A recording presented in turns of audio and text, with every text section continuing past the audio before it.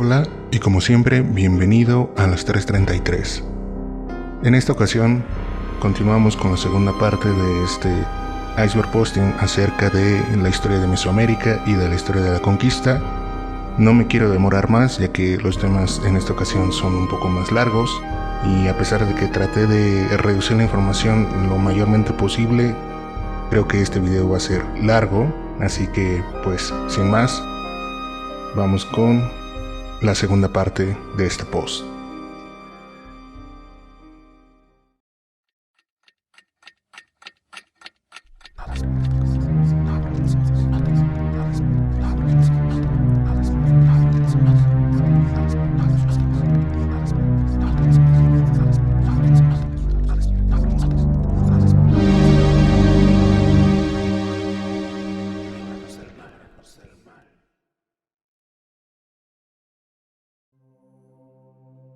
Flor de Ololiuqui. Esta flor era de las plantas consideradas sagradas por las civilizaciones prehispánicas. Los mismos, Fray Bernardino de Sahagún, Pedro Ponce y Hernando Ruiz de Alarcón, habían consignado en sus obras como plantas que cuando las consumían para hacer daño y ver visiones, que privan del juicio y comunican con el demonio. En teoría, el trance al cual te inducía una vez que alguien procedía a beber una emulsión hecha con semilla molida de esta planta sagrada, entrabas en un trance con el cual podías hacer que los poderes clarividentes de la semilla te dieran a conocer el paradero de personas y objetos perdidos, el origen de enfermedades perniciosas adjudicadas en muchos casos a la brujería, o de cualquier situación adversa y aparentemente irresoluble, con el objetivo de encontrar una pronta solución. El conocimiento y la utilización de estas especies nativas fueron objeto de persecuciones, reprimendas y castigos por parte de la Iglesia Católica a través del Santo Tribunal de la Inquisición, en cuyas manos estaba la tarea de erradicar herejías, idolatrías y supersticiones. Criaturas prehispánicas. Tal y como sucede con todas las grandes culturas del mundo, las civilizaciones mesoamericanas contaban con ciertas sombras, aspectos que reprimían por determinadas dinámicas del imaginario social. Estas zonas oscuras del pensamiento mesoamericano se representaban a través de algunas figuras de fascinante simbolismo y una gran proyección exótica. Se trata de monstruos y demonios que habitaban las creencias de personas que aun cuando tenían una forma de pensamiento, por circunstancias culturales e idiosincráticas por completo diferentes al nuestro, comparten con los mexicanos actuales y los seres humanos en general un sincero sentido de asombro por la vastedad compleja del cosmos y sus inagotables misterios. Estos son algunos de los protagonistas del bestiario fantástico prehispánico. Itzpuztequi. De acuerdo a la mitología de los indígenas nahuas, era una de las 4 deidades de la muerte. Su nombre, derivado del náhuatl, significa cera rota. En el Códice Vaticano, esta deidad es representada como un ente con pies de águila. Los antiguos mexicanos pensaban que Itzpuztequi vagaba por las noches entre las calles y caminos para sorprender a viajeros solitarios. Tlahuelpuchi. Es una entidad sobrenatural entre las creencias nahuas del altiplano, específicamente del estado de Tlaxcala. El Tlahuelpuchi corresponde a un ente femenino, mezcla entre hechicera y vampira, con la capacidad de convertirse en vapor o en animal, especialmente en aves.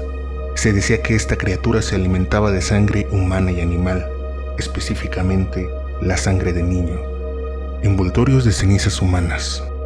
Seres fantasmales asociados al dios Tezcatlipoca.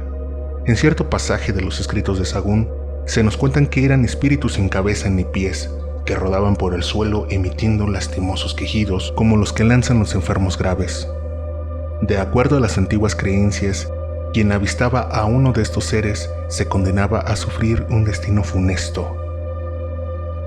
La espaldilla. Mujer demoníaca de reducido tamaño y torcida figura que se aparecía en los basureros prehispánicos. Acosaba especialmente a quienes se aventuraban en las sombras a orinar. La espaldilla era velluda, deforme y tenía la cabellera hasta la cintura. Su andar era parecido al de un pato, aparece y desaparece a su antojo y presagia calamidades. Existe una representación de la espaldilla en el Códice Florentino. El Señor del Monte. Similar a los espíritus de las regiones silvestres de los mayas, los balames y los aluches, el Señor del Monte es una figuración de ciertas presencias mágicas que protegen a los indígenas mazatecos que trabajaban en los cerros. El Señor del Monte también es venerado por los indígenas otomís que habitaban en las regiones profundas de Puebla. El Zulum. En las serranías de Chiapas se cuenta que existe un ente mágico conocido como Tzulum. Es una criatura misteriosa que provoca una atracción irresistible en las mujeres. Las jóvenes indígenas que lo veían sienten unos deseos irreprimibles de seguirlo. Se adentran en la selva de los montes y nunca se les vuelve a ver. El nombre de este extraño animal significa en español ansias de morir. Cihuacóatl. La mujer hembra o mujer serpiente, de acuerdo a la mitología mexica, ella es la recolectora de almas de igual modo. Se considera la protectora de las mujeres fallecidas al dar a luz. Se dice que la manifestación de esta mujer momentos antes de la aparición de los conquistadores fue uno de los presagios funestos del fin de la era de los mexicas, ya que los lamentos de esta mujer que vagaba por las orillas del lago de Texcoco se oían por toda la capital del imperio azteca en medio de la noche. En sus lamentos, ella advertía el fin de los mexicas, a los cuales los mencionaba como pobres de sus hijos. ¿Qué sería de ellos? ¿A dónde podría llevarlos para tratar de ponerlos a salvo de la debacle? Pedro de Alvarado. El nombre de este personaje queda estigmatizado al ser señalado como el responsable de ordenar la matanza del Templo Mayor, en medio de una ceremonia religiosa, cobrándose con este acto vil la vida de decenas de mexicas pertenecientes a las castas nobles y a las castas sacerdotales. Este episodio ocurrió mientras Cortés se hallaba en el Golfo de México combatiendo a Pánfilo de Narváez, quien tenía la intención de arrestarle por traición a Diego Velázquez, el gobernador de Cuba y encargado real de las expediciones y conquistas en territorios continentales. Pero en esta ocasión, me gustaría mencionar algunos hechos curiosos acerca de la figura controvertida de Pedro de Alvarado. Entre la controversia se halla el debate de si este personaje pudo haber padecido de alguna clase de psicopatía que pudiese explicar el carácter tan violento e intempestivo con el cual él se ensañaba en contra de las personas y de los pueblos que conquistaba. Alvarado estuvo casado también con la princesa del reino de Tlaxcala, Tecuehueltzin, bautizada posteriormente como Doña Luisa Xicontecatl. Su matrimonio fue parte del pacto de alianza entre los españoles y los tlaxcaltecas, quienes eran los acérrimos enemigos de los mexicas. Entre los indígenas era conocido como Señor Tonatiuh, aludiendo a que su aspecto era parecido al del dios viejo, deidad del fuego. Esto a que Alvarado era una persona pelirroja y el tono de sus cabellos pudo recordarle a los indígenas el color de las llamas. Por último, hay una crónica que actualmente carece de fundamentos para suponer que realmente sucedió, en la cual cuentan que durante la huida de los españoles en la Noche Triste, Alvarado ejecutó un salto de garrocha con su lanza. Dicho salto le permitió a él saltar una fosa de la calzada de Tlalpan, la cual estaba sin puente, y que gracias a este salto, Alvarado dejó anonadados a los mexicas y a los españoles. Aparte de que él fue el único que pudo hacer la hazaña, ya que otros soldados que trataron de imitarlo fracasaron y no lograron saltar para ponerse también a salvo. Las Ahuihuanime. Dentro de la gran ciudad de México Tenochtitlan, todo estaba pensado y regulado hasta el más mínimo detalle. Los roles, tanto de género como de clase, estaban bien establecidos y era difícil salirse de ellos y desempeñar uno diferente. Más aún, la vida de los mexicas estaba predefinida desde su nacimiento, ya que, dependiendo del día y mes en que nacieran, se les asignaba un signo astrológico, el cual allanaba su camino a seguir. Entre los muchos papeles que asumían los pobladores de Tenochtitlan, uno de los más importantes era el de la Ahuanime, las mujeres que estaban alegres. El rol de estas mujeres era expresar su sexualidad de manera abierta y seductora. muchas veces para acompañar a grandes guerreros o a las víctimas de sacrificios. Sin embargo, este modelo de prostitución no es el modelo conflictivo y estigmatizado que conocemos hoy en día. Como todo lo demás en las sociedades prehispánicas, este estaba regulado y cumplía una función. Lo más importante de todo era que no estaba necesariamente mal visto, ya que el gozo y los placeres sexuales se consideraban un obsequio de los dioses y por tanto algo que se debía de agradecer y disfrutar. Su mismo nombre lo dice, el placer era cuestión de alegría, no de vergüenza. Había dos clases de aguanime, las sagradas y las corrientes. A las segundas, quienes ofrecían a los hombres de la ciudad, se les veía con recelo y cierto desprecio, ya que se consideraba que estaban disponiendo del placer sexual en exceso, además de que se les describe como mujeres que rompen con las normas morales y sociales aceptables, ya que su comportamiento no está suscrito a ningún ritual o práctica con algún fin en específico.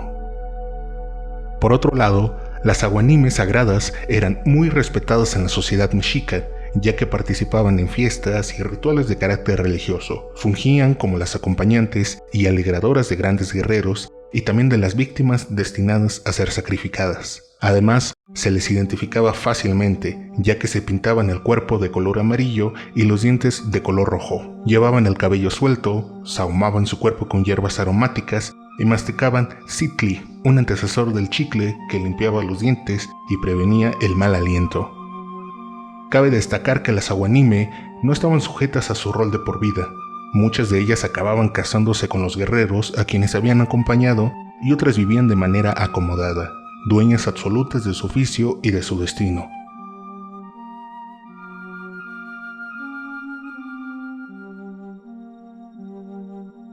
Hernán Cortés odiaba a la nobleza. La figura de Cortés va a levantar siempre suspicacia, visto como un villano para la gran mayoría, pero también visto por algunos como un personaje intrépido y sinónimo de alguien aventurero y férreo, debido a la hazaña de haber derrotado a un imperio tan vasto y en su mejor momento. Sin embargo, la historia se vuelve difusa y poco conocida acerca de qué pasó con él después de la caída de Tenochtitlan en 1521. Pues bien, lo que sucedió fue que Cortés nunca supo estarse quieto, ya que meses después de la conquista del Imperio Azteca, Cortés se lanzó a una nueva campaña militar, ahora con miras a conquistar los territorios de la actual Honduras. En su ausencia, Cortés fue perdiendo bastante peso político que había adquirido después de su victoria. El primer revés que recibió fue que su figura como capitán general de la Nueva España fue hecha a un lado y en su sitio se instauró la figura de la Real Audiencia de México, y después la del virrey de Nueva España, por lo cual el poder y las responsabilidades que antes le pertenecían a él, de la noche a la mañana le fueron retiradas. Por otra parte, las expediciones de Cortés le generaban más pérdidas que ganancias. En este caso, donde él despilfarró buena parte de sus riquezas fueron en las expediciones a California, razón por las cuales él tuvo que regresar a España y entrevistarse con el emperador Carlos I, quien aunque lo recibió las primeras veces e incluso adoptó en su corte a su hijo, Martín Cortés Malinche, el emperador hizo oídos sordos a las peticiones de Cortés para tener mayor autonomía en la administración de sus propiedades de la Nueva España o que el rey le diese acceso al botín real, ya que Cortés se sentía con ese derecho debido a que era fruto de sus empeños.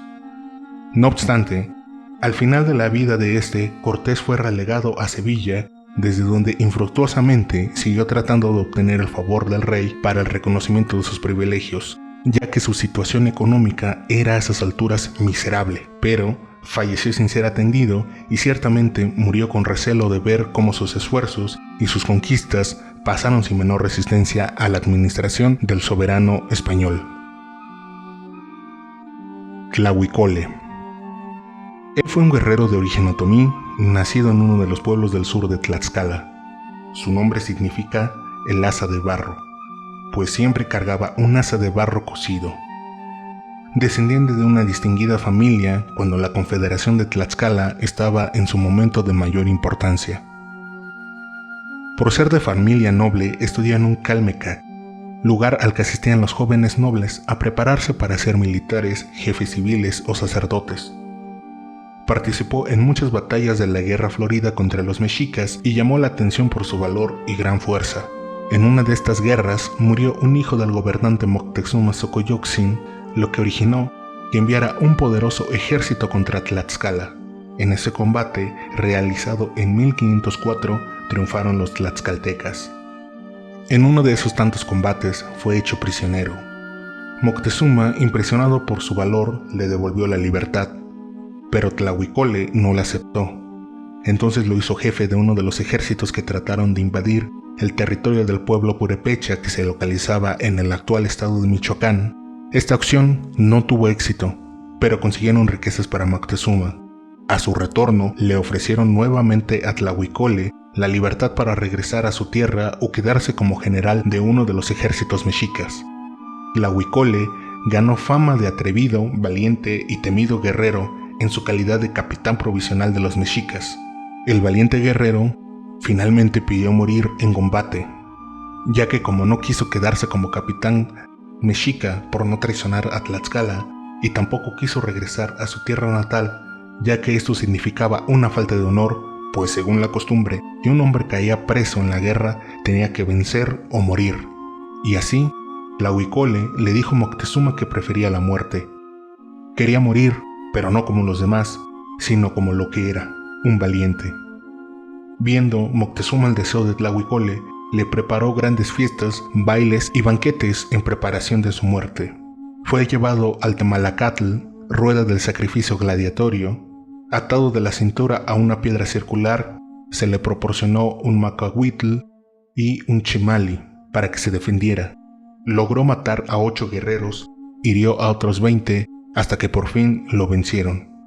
Posteriormente fue sacrificado ante Huitzilopochtli, dios de la guerra de los mexicas.